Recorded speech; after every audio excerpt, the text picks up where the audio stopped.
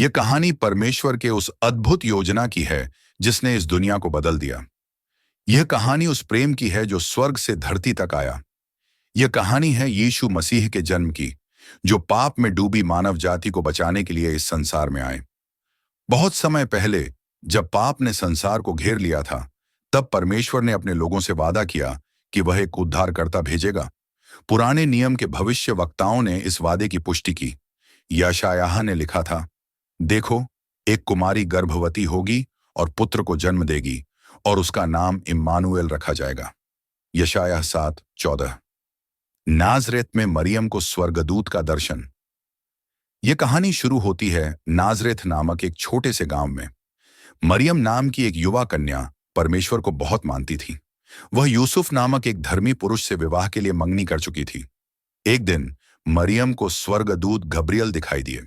Gabriel ने कहा, डर मत मरियम, परमेश्वर ने तुझ पर कृपा की है। तू एक पुत्र को जन्म देगी और उसका नाम यीशु रखेगी। वह महान होगा और परम प्रधान का पुत्र कहलाएगा। मरियम ने उत्तर दिया, यह कैसे संभव है, क्योंकि मैं तो अभी विवाहिता नहीं हूं। स्वर्गदूत ने समझाया, पवित्र आत्मा तुझ पर आएगा और परम प्रधान की शक्ति तुझ पर छाया करेगी।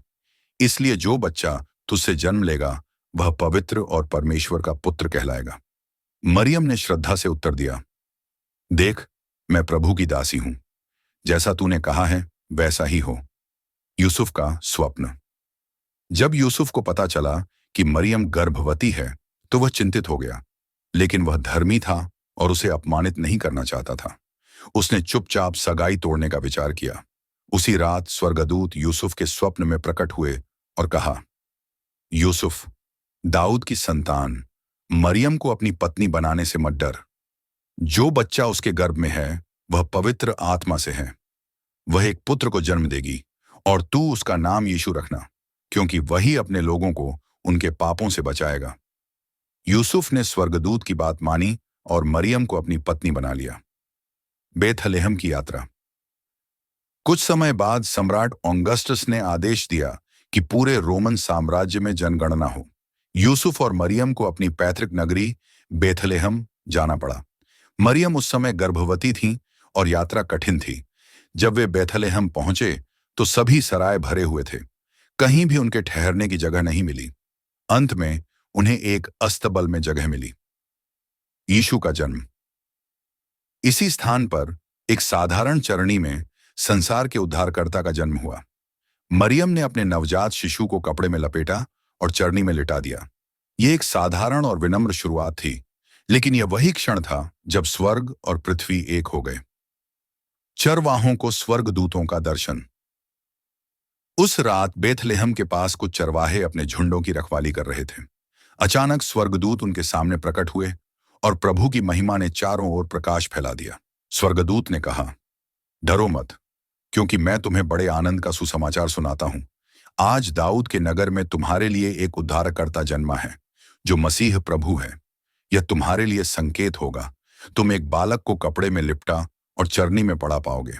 तब स्वर्ग की एक बड़ी सेना प्रकट हुई और उन्होंने गाया, परमेश्वर की महिमा स्वर्ग में हो और पृथ्वी पर शांति उन पर हो जिनसे वह प्रसन्न है। चरवाहे तुरंत बेथलेहम गए और बालक यीशु को मरियम और यूसुफ के साथ पाया। उन्होंने देखा और दूसरों को भी यह खुशखबरी सुनाई। पूर्व से ज्योतिषियों का आगमन। कुछ समय बाद पूर्व से कुछ ज्योतिषी एक उज्जवल तारे को देखते हुए यरूशलेम पहुंचे। उन्होंने पूछा, यहूदियों का राजा जो जन्मा है वह कहाँ है? हमने उसका तारा पूर्व में देखा और उसे दंडवत करने आए हैं। यह सुनकर राजा हेरोदेस और यरूशलेम के लोग घबरा गए। हेरोदेस ने यहूदी धर्मगुरुओं और शास्त्रियों को बुलाया और पूछा कि मसीह का जन्म कहाँ होना चाहिए। उन्होंने उत्तर दिया, बेथलेहम, क्योंकि भविष्यवक्ता ने कहा है, तू हे बेथलेहम यहूदा के प्रधानों में से किसी से छोटा नहीं है, क्योंकि तुझ में से एक अगुआ निकलेगा जो मेरे लोगों की चरवाही करेगा। हेरोदेस ने ज्योतिषियों को चुपके से बुलाया और उन्हें बालक को ढूंढने के लिए कहा। उन्होंने कहा, जब तुम्हें वह बालक मिले तो मुझे भी बताना, ताकि मैं भी उसे दंडवत कर सकूं। ज्योतिषियों ने तारे का अनुसरण किया और वह तारा उस स्थान पर आकर ठहर गया जहां बालक था। उन्होंने यीशु को देखा, दंडवत किया और सोना, लोबान और गंधरस भेंट में दिए। स्वप्न में चेतावनी और हेरोदेस का क्रोध। स्वप्न में ज्योतिषियों को चेतावनी मिली कि वे हेरोदेस के पास न लौटें, इसलिए वे दूसरे रास्ते से अपने देश लौट गए। हेरोदेस ने बालक को मारने की योजना बनाई, लेकिन यूसुफ को स्वप्न में चेतावनी मिली कि वह मरियम और यीशु के साथ मिस्र चले जाएं। वे रातों रात मिस्र चले गए और इस तरह बालक यीशु सुरक्षित रहे। निष्कर्ष, यीशु का जन्म एक साधारण शुरुआत थी, लेकिन यह मानव इतिहास का सबसे महत्वपूर्ण पल था। वह उद्धारकर्ता, शांति का राजकुमार और दुनिया का प्रकाश बनकर आया।